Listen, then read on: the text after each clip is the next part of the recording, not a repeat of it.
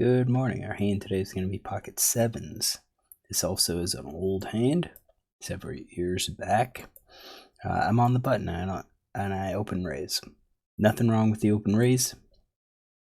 I think we are looking at just, straight up something pretty wide.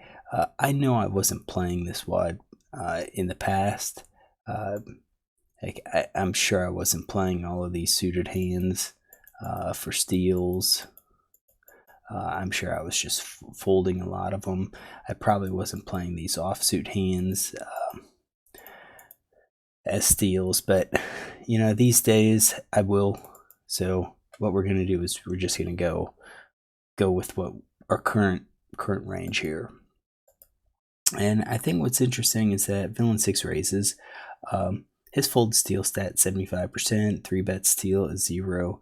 How much we're looking at 12 times. He's folded 9. He's called 3 of them. 3 steal attempts. So with him raising, I kind of think he's got something, some sort of hand here. So what kind of hand?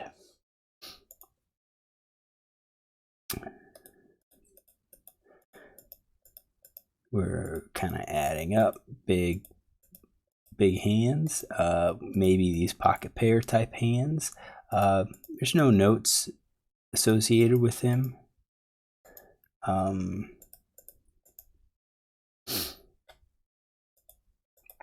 I don't know what the dynamic was, if I was raising a lot in this spot so that he could go ahead and raise me. But if he thinks I am raising, this could be kind of a range. It's just a big range that someone might try to fight back with. This is about 12%, 12% range, and I think that's fine. Villain 1 folds and it's back to me, and what do? I called. So here, I think since I called, I think we could probably eliminate aces and kings and ace king. I think I would probably 3-bet those or 4-bet those. Queens is questionable. I could raise here, but I think if he comes back over the top, I'd probably have to fold. So I kind of think with queens, at least, I could probably just call, see what happens, and kind of play it that way. If he leads, with an ace high or king high, if he bets and I raise and he calls, I think we're probably beat at that point. We are in position, but we're not that great of position. So I think what we end up doing is just folding a bunch of these hands. I think pocket pairs, since he's not exhibiting a very wide range, or I should say not a wide range, he's folding a lot to a steal. I think that's going to mean that his stats, or that his hand ranges, are going to actually be pretty strong. So we're going to be dumping a lot of our hands here. And, it might seem like we're folding a lot, but, in reality, the reality is we are folding a lot. But I think it's for good reason, because we're going to be way behind his range. Now, I think we could possibly, raise with queen, king, queen, ace, jack. But again, I think versus a player like this, I don't think he's playing against the tight. I don't think he's a typical guy that's willing to defend a little bit more liberally. Like if I saw, fold steal stat in like the 60s and his 3-bet steal stat in like 10%, 15% range, then I think we could be justified in raising some more of these hands, possibly even raising some of these other ones, just kind of, to fight back against that resteal attempt. But for this player, I think we're probably just going to call with this range. And we see a flop. So 10-9-3. 2 hearts. I think overall I think this helps our range the most. Yeah, we don't have aces or kings since we didn't, 4-bet. But we opened, which has, the 9-10s in there, and then we called, which I think 9-10 still is in our calling range. Villain 6, I think, hits this a lot less frequently. He has these overpairs, so jacks, queens, kings, and aces. I said he's got like queen jack, but I don't think he has 9-10. Maybe he has it. I think it's a small part of his range. So villain 6 leads here. So his c-bet stat's actually pretty high. So I think in this case, he's probably c-betting, probably 100%. I think that's what we're going to do. He's going to be c-betting 100%. He 3-bet. He's going to make that c-bet with 100%. And now it's on us. What do we do? I think we have a possibility of raising here. I'm not sure if I like folding. I think if we had a 7 of hearts, we might be willing to just call here, but we don't have the 7 of hearts, so kind of think, it's probably a raise. I think with our raises, we're looking at something like this, and we're planning on hopefully firing if a heart comes.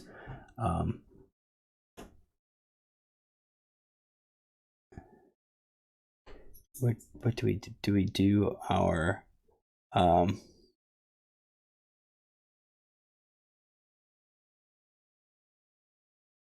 don't think we should be raising like our flushes, straights, gut shots. I don't think we should be raising any of those. Because I think they benefit from seeing the turn. We don't want to raise here and get blown off our hand. So I think let's hear 8. Yeah, I think we could be aggressive with our top pair plus our sets 2 pair. Yeah, with our sets 2 pairs, we're hoping the villain has like open ender or gut shot that comes along. So I think that's going to be our raising range here, and I don't think we're ever going to have any of these flush draws or open enders. That should be our raising range. Our calling range, I don't even think we call with 2s.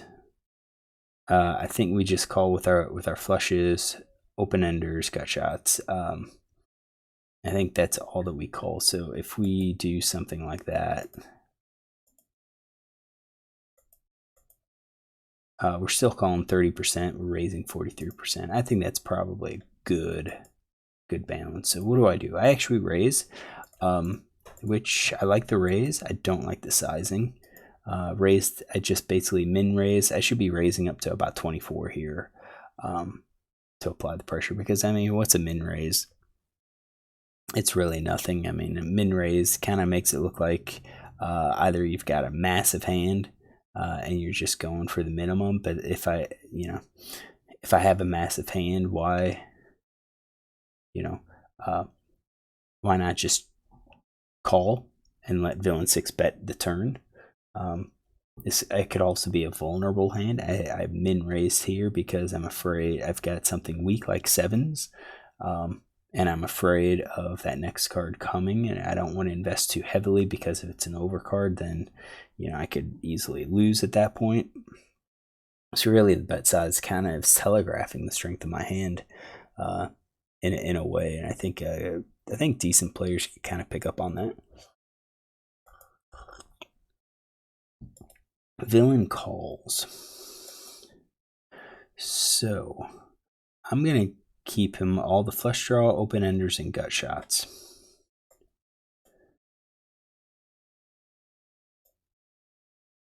All right, so that's 50% of his range. I think we're going to keep 8s. plus. I kind of think a set would come back over the top. And possibly even an overpair. Let's just do this. I'd say an overpair is at 50%.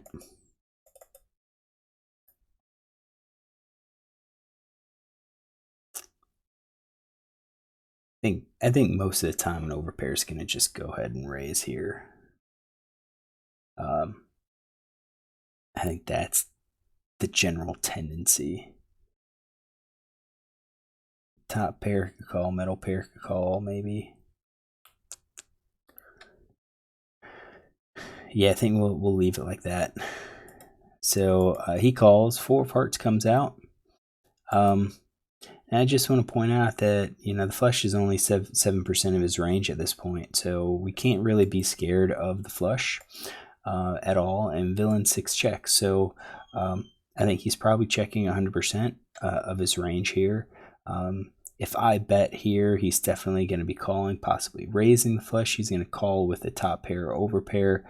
I think he's going to fold 8s. I think the flush draws, he'll have the flush draw. He'll have probably the second nut flush draw too, maybe even the third nut. Probably still calls with the open ender. Gut shot's going to be probably not calling. So I think if I bet, he's calling at 67% here, which is fine. Let's break down our draws. Looks like draws constitute 58%, but some of those include our pocket pairs, these over pairs that he could have. So he checks and I check behind. So what kind of hands? I think this is probably where I went wrong. So I raised. I should be betting again.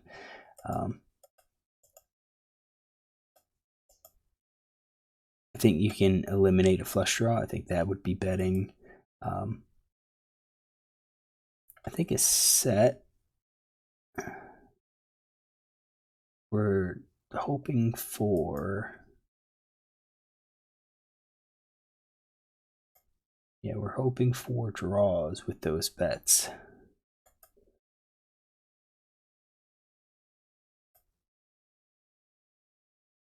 So I think we are looking right like that.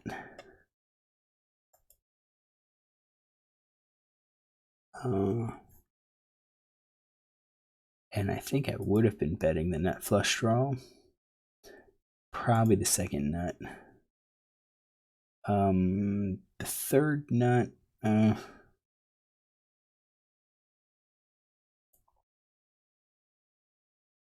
Probably not. Open ender probably just checks behind. So once I checked,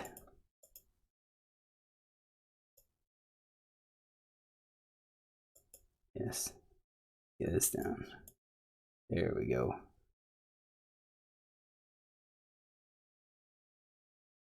Yeah, once we checked, I think we are pretty weak. Basically exactly the type of hand that we have. We should be firing here. Sets 2 pair, over pair. We should be firing all those top pair. I think most of our top pair hands. 10, 8, queen 10. I think most of our top pair hands. I think we're going to fire those kind of as a draw. We're going to try to go for 2 streets of value. Hopefully he checks back to the river. We're probably going to be checking those. But you can see I'm definitely much weaker once I check behind. 9 of diamonds comes out. That actually helps our range because, our perceived range anyways. Villain checks again. At this point, what is he going to check? He's not going to check our flushes at all. I don't think he's checking over pair anymore. Well, maybe.